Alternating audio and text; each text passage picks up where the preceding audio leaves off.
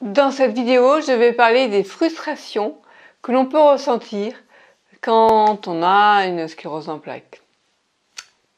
C'est parti. Alors, cette vidéo m'a été inspirée d'une vidéo, d'une jeune femme qui est née sans bras et qui se débrouille pour élever sa fille de 2 ans et demi, je crois.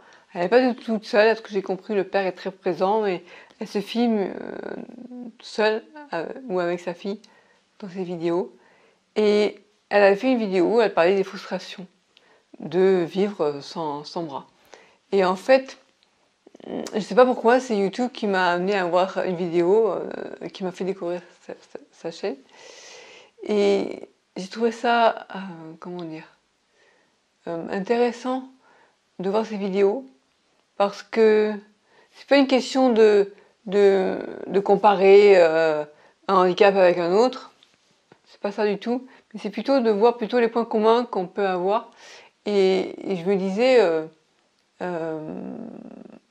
enfin, quand je la voyais se débrouiller, je me disais, franchement, elle a du mérite, mais bien sûr que pour elle, elle ne vit pas de la même manière que si du jour au lendemain on perd l'usage d'un membre. En fait, je recule pour que vous voyez, pour que je sois mieux dans le cadre. En fait, c'est différent, mais en même temps c'est bien d'en parler. C'est pas une question de comparer, c'est une question de, c'est pas une question de comparer pour dire quelle est la situation, quelle est la pire situation, mais je trouve ça intéressant de se dire, qu'est-ce qu'on ressent quand on est avec des bras, des mains, des pieds, des jambes, une tête, enfin tout ce qu'il faut là où il faut, eh bien c'est quelque chose qui est acquis. Alors que, je vais remonter, parce que j'aime bien qu'on voit mes mains quand je les bouge là. Mais elle est née sans bras, et bien donc elle a dû se débrouiller à faire vivre sans.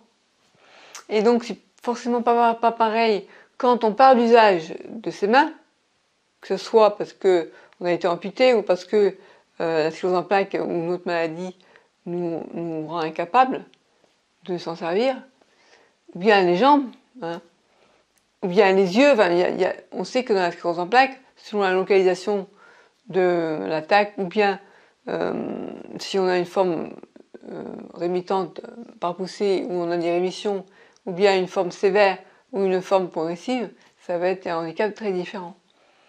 Et donc c'est pas pareil quand on est né sans bras ou avec un handicap qui est là, on s'est forgé, on a appris à vivre avec, que si on perd ses capacités.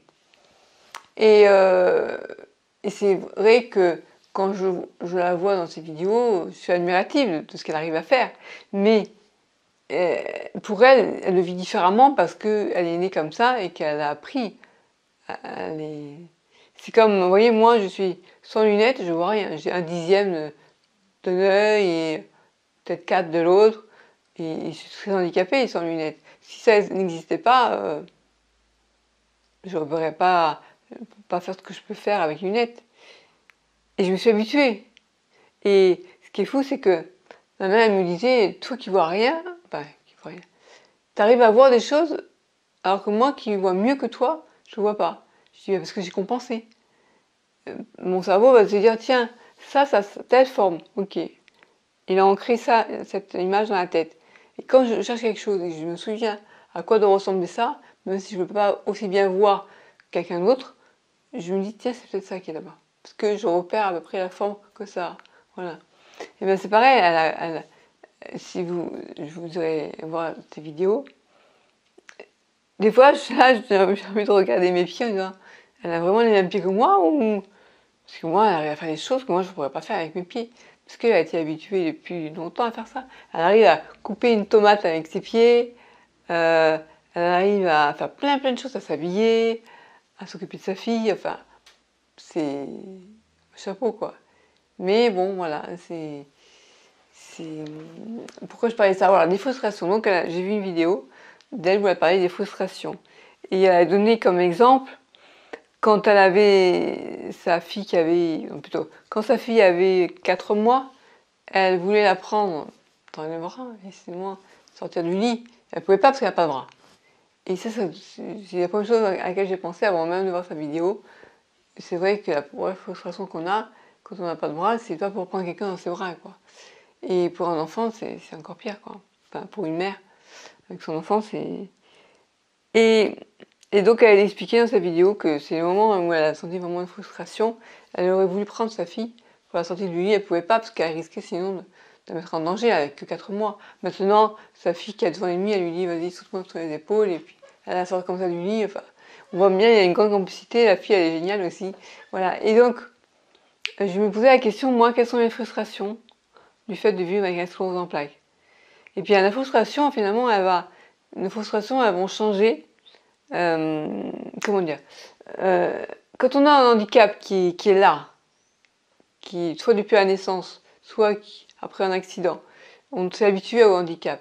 Mais quand on a une maladie, et ça c'est la personne dont je vous ai parlé qui est décédée, qui était très handicapée suite à un accident de la route et qui a en plus attrapé la Parkinson, il avait dit que ce qui était pour lui le summum, c'était d'avoir eu en plus la maladie de Parkinson qui provoquait des fausses routes. Donc il avait accepté son handicap, mais la maladie en plus, c'était que ça devait en plus l'obliger à chaque fois à réadapter, comment dire, à se réajuster, quoi. Voilà. Quand le handicap il est là, ben moi, quand j'avais des poussées, si à chaque poussée on garde un handicap, le handicap il augmente, il augmente, il augmente, et à chaque fois, il faut repartir dans la phase de deuil. Donc, colère, déni, colère, marchandage, tristesse, dépression, appropriation, acceptation de la maladie et le handicap, quoi. C'est pas forcément évident. Alors à chaque fois, ça nous oblige à refaire ce processus, en fait. Donc la frustration, c'est se dire jamais la maladie va s'arrêter, quoi. Pour moi, qui suis en secondaire progressive, quand on a une forme en rémitante, c'est différent. Ce qui est frustrant, c'est pour en période de poussée, où là, d'un coup, on perd nos capacités, parce que si c'est, on peut plus marcher, si c'est, on peut plus, moi, la dernière poussée que j'avais eue, la main gauche, d'ailleurs, ça n'a pas amélioré avec le temps. Je ne pouvais pas couper ma viande, je ne pouvais rien faire. Et puis après la poussée, ça a été mieux. Et puis avec le temps, ça recommence un peu. Bref, et donc, la frustration, c'est ça, c'est en période de poussée, quand on est en poussée, on ne peut pas rien faire, mais on a une rémission. Alors qu'en période progressive, on n'a pas de poussée, mais on a tout le temps, enfin, on n'a jamais de rémission. Donc au final, c'est un peu comme si on avait une poussée en continu. Et donc pour moi, la frustration, c'est de devoir me réadapter à chaque fois à un nouvel handicap, même si dans la forme progressive, je n'ai pas de changement brutal. Donc quelque part, on peut s'y habituer progressivement. Sauf que ça ne se passe pas comme ça. En général, on se rend compte quand on se dit tiens, il y a un an, je pouvais encore sortir toute seule avec ma canne. Maintenant, je peux plus. Et alors, ce qui a été frustrant pour moi, j'ai noté, c'est de ne pas pouvoir sortir toute seule. Donc, avant, je pouvais prendre le bus, je pouvais prendre la voiture toute seule. Maintenant, bon, la voiture, je peux encore le faire pour des trajets très courts. Je n'ai pas redemandé à changer le permis, d'ailleurs. J'y réfléchis. Mais alors, sortir seule. Alors, j'ai une fois où je devais aller à une séance d'improvisation théâtrale à une maison pour tous. Et j'avais là devait m'amener. Puis ce soir-là, elle n'a pas pu m'amener. Et j'y suis quand même allée. Mais il y a eu une inverse incroyable au moment où je parle. J'ai pas de chance. J'y suis quand même allée, j'ai eu du mal à trouver, mais je peux me garer. J'ai fait ma séance. Et j'étais contente de moi d'avoir pu le faire malgré le handicap, quoi. Et la frustration, c'est ça, c'est quand le handicap nous empêche de faire des choses. Alors dans sa vidéo, elle expliquait que finalement, elle a demandé au papa de sa fille de lui mettre sur elle, parce qu'en fait la fille pleurait, et sa fille tout de suite a arrêté de pleurer. Et donc elle s'est dit finalement, c'est qu'une question de secondes. La frustration, elle n'a pas duré longtemps. Quand il a posé mon enfant sur moi, ben, elle s'est dit, ben moi, je peux encore être mère, je peux cajoler ma fille, je peux l'aider, elle peut faire encore plein de choses. Et effectivement, il y aura des choses qui sont frustrantes parce qu'on ne peut plus les faire, mais il y a aussi des choses qu'on peut encore faire. Et quelque part, moi je lui dis en la voyant, ok, elle n'a pas de maladie, elle, c'est sûr. Elle a pu avoir un enfant. Que moi j'ai fait le choix de ne pas faire d'enfant. Je vous en reparlerai dans une autre vidéo. Mais moi, j'ai mes deux mains. Même si mon côté gauche n'est pas top, il y a quand même une faiblesse côté gauche. Je ne peux pas tendre la main comme je voudrais, je ne peux pas l'utiliser comme je voudrais. Des fois, je me prends la tête pour dévisser un bouchon ou revisser un bouchon pour ma sauce tomate. Enfin, il y a des moments où cette main gauche, ça m'énerve. Mais je l'ai. Voilà. Donc, par rapport à cette table, moi, j'ai mes deux bras et mes deux mains depuis des années, depuis ma naissance. Voilà. Et même s'il y a des choses que je ne peux pas faire, je peux faire encore des choses. Et donc on essaie de voir le verre à moitié plein plutôt qu'à moitié vide.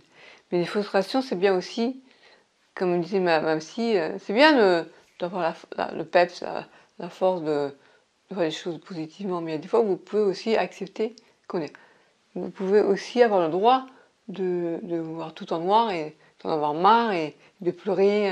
Ça peut aussi vous faire du bien. Ça m'arrive, bien sûr.